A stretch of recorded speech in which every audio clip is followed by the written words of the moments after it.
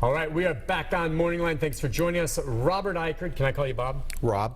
Rob. Okay, we'll call you Rob. Sure, yeah. All right. He's with the Tennessee Grocers and Convenience Store Association, president and CEO. And he's here because his membership and all those grocery stores are going to start selling wine July 1st. Finally. Yep. It's been a long fight. We were talking just a moment ago about how this was a grassroots effort that made its way up. Powerful lobby, maybe, that was, presenting some opposition. But it's here now. And we got Smiley now. I said we'd take him next. And Smiley, good morning. Yes, sir. Good morning to you, too, sir. Sure. What's on your mind? I'm sorry I joined the show a little late this morning, so I don't know if anybody has asked this question or not yet, but if they have, I apologize for that. But I'm wondering, since grocery stores are going to be able to sell wine, will liquor stores be able to sell beer? And if not, why not? You got fair enough to ask that question. We touched on it earlier, and go ahead one more time. Yeah, Smiley, the liquor stores have been able to sell beer and cigarettes and mixers and ice and food since July 1st, 2014. So as of this Friday, they will have been in the beer business or have had the opportunity to be in the beer business for 2 years. Okay. Yeah, so that was part of the compromise that allowed grocery stores to sell wine. Smiley asking that question, a lot of people think that, and fair's fair, I suppose. Yeah. So a lot of people would say, okay, that's equitable. A couple of factors, there's all kinds of questions that come to mind for me. First of all, there are dry counties. Absolutely. This, if it remains a dry county, they don't sell beer in there, and they wouldn't be selling, right? That's correct, yeah. The wine got into the grocery stores through the referendum process. Mm-hmm. So a local community, if they're going to have wine in grocery stores, had to actually collect a required number of signatures to get on a ballot, and then they had to have an election to allow that community, grocery stores in that community, to have wine. The prerequisite for the referendum is that community, that jurisdiction, already has either liquor by the drink or retail package stores in the community already. Okay. If they don't, if they're completely dry, they're not even eligible to have a wine and retail food stores referendum. Okay, so it likely won't change. Yeah. Like, what county is Lynchburg in again? I always forget. Moore County. That's right. Yeah. That's right, Moore County, which is always so intriguing to me that you've got this distillery of probably the most famous liquor in the world, and it's a dry county. Yeah. Okay, so maybe there is a gift shop at the distillery, but aside from that, I don't think you can buy booze or wine or beer in that county. I believe that's correct. Interesting. Yeah. The other part of it is we were talking earlier. Some people who are real connoisseurs of wine, they have relationships with folks at the liquor stores that know the wines and can make suggestions. I like wine, I taste it, but I don't know that much about it. Do you suspect that these grocery stores will have individuals working specifically these areas of the store to be able to answer questions for folks about wine? Yes, I know for sure that some grocery stores and some more affluent areas are really going all out and are bringing experts in to work for the store. So, which means, as you said earlier, there may be some high-end wines. Wines can cost, a bottle can cost thousands of dollars. I don't know if you'll see that in grocery stores, but some of those in a separate, maybe even locked cooling area where you can go in and buy an aged wine that sets you back $100. Yeah, we are seeing that, and so certainly those stores are bringing in people who are highly trained in wine. But I know that there's a broader effort across the entire industry or for any store that's selling wine to educate their clerks to just make it so that they're able to answer questions, and also training their department heads. So if you're in the dairy department, they'll be able to talk about which wines go well with cheese. See, the meat department is going to be able to counsel you on which wine will go well with with your amberjack. Yeah. Yeah. See, that's what's great about it, about the idea. For me, I guess. Okay, so that's my opinion. I think having wine in grocery stores will be a good idea if you drink wine, because I would ask at the liquor store, and and they'd tell me, and I try to write it down and remember, and then I'd have to drive from there to the grocery store. Now I can ask, and they can say this kind, and then I can walk over to the meat section, see if I find it, bring it back, match. I can get all right there. Or the specific type of cheese. Okay, well, this will go. It's right here. Yep. All right. Let's take a call from. Is it Kevin? Go ahead, Kev. Oh, I'm sorry, Brian. Go ahead, Brian. That's me. Hey, Brian. Go ahead, sir. Can can I call you Bob? No, that's fine. No, that's everybody. No, call me Rob. That's right. Just I had to ask. Just don't call me late to lunch, okay? Don't call me Rob. Sounds like just a conversation after a couple glasses of wine. Yeah. Hey, listen, I had a few questions. Your guy who screens tried to school me on. I think wine is stronger than beer. Beer sort of gets me tired. Wine gets you lightheaded. It's a higher percentage. And I think when you're talking about getting the more expensive bottles, like $100 bottles, like at Westmead Liquors, it seems like you got your $8, $9, $10 bottles of wine, which is satisfy most people. Right.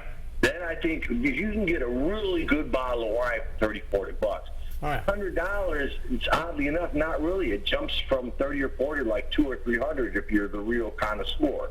That's what I seem to have noticed from my rich friends in Belmead. You're probably right. Now, the truth is, I don't know about you. If you poured me a glass of a $300 wine and maybe a $15 wine, I'm not sure I could tell the difference. You say not right now. You say you wouldn't. Even just a regular Joe Schmo, you would tell the difference. You would? Okay. I've never had a bottle that expensive. I suspect you're right. But it just tastes so good. Sure.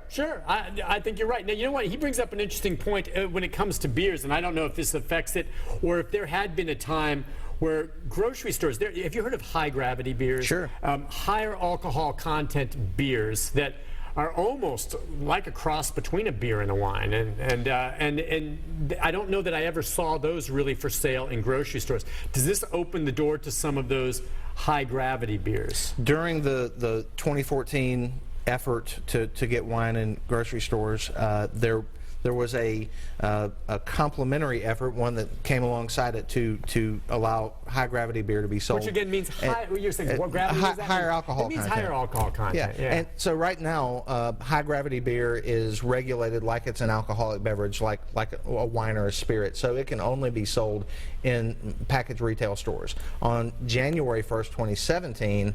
It'll be able to be sold in grocery stores as well. Oh, then those beers will, but not liquor though, but just these high gravity beers. Correct. Oh, so there was a concession made to that would be addressed, but it's going to be a year later. It was not in the same bill that allows wine in grocery stores. It passed during the same session, and that comes online in January. Interesting. You'll see those high gravity beers if you're wondering what I'm talking about. If you walk around a liquor store, they have a lot of really goofy, unique names, and they're right there. And I've tried one or two before, and boy, they're just, if you think you're drinking a beer, it's strong. To me, it is a cross between a beer and a wine almost. I don't know if he'd agree with that, but it is stronger. The typical alcohol content for most wines, was it 14, 15%, something like that? Yeah. Maybe in that realm, whereas most beers, the Bud or something was 3.2. Yeah, that's right. Okay, and of course you get into the hard liquors that you can't buy in the grocery store. They're 80 proofs and along those lines. Now, you were talking about how we do have some experts being hired that'll be able to help people in some of these grocery stores. Do you suspect that, like some liquor stores, there would ever be in a portion of the store wine tastings? Wine tastings are not allowed currently. I had to ask that. I know people are going to question about that. Could you have wine tastings? No, not currently under the law. We think it would be a good idea, and we would like to see that somewhere down the line. Once everybody gets used to seeing wine in grocery stores, I think people will warm up to that idea. Now, there was legislation passed this year that allows a wine and retail food store license holder to also have a liquor by the drink license as well. So what you are seeing in some higher end grocery stores is a for all intents and purposes a bar. Wait, so that is going to be allowed? In the wine section, yes, it is. And there are stores that will be allowing pours of wine. You can sit at the bar, have a glass of wine, or you could also buy and you would beer have to drink it there, or could someone buy a glass of wine? And this is something I would not do, but buy a glass of wine and continue their shopping while they're sipping their wine? No, it's going to be restricted to that area. Yeah, it's restricted to that area. So you're going to have maybe mini bars in the grocery stores? Yeah, in the wine section. In the wine section. Yeah, you will see so this. So that is kind of a wine tasting.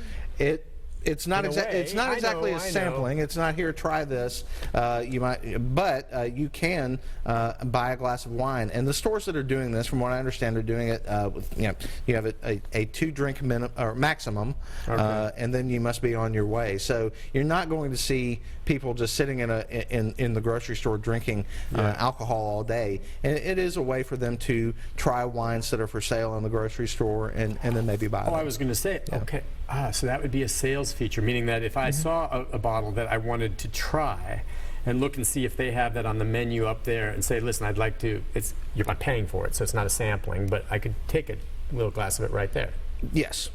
Oh, yeah. That's part of the deal. That's going to happen. Yeah, Depending you on, have to buy it. Yeah, but not every grocery store is doing that. No. I think that this is they're few and far between. I'm looking at how many stores. We're looking 570 retailers or so in the state. Is it over 500 that are applying, or is it? The last number that I saw of approved licenses. What are we looking at? Is we were in statewide. We were sort of in the 450 range of licenses that have been issued, and I think there were 25% or so that had conditional approval to sell wine, and their licenses had not been officially issued. Yet. Okay. This was as of last week, and there might be better numbers today. How many then you reckon about? We've been estimating all along that there would be 500 or so licenses issued about this time, and it looks like our estimates were about right. Yeah, because at least 400 have already been approved. It looks like conditional letters of approval. And we're talking again, folks, Walmart, Kroger, Publix, Food Lion, Trader Joe's, Sam's Club, Costco, Food City, Fresh Market, Whole Foods are among the major retailers right now planning to sell wine, I'm guessing beginning July 1st. We'll take a break, be back with our final segment. If you have a question or a comment, we've got a couple lines open, 737-7587. Give us a dial. We'll be right back after this.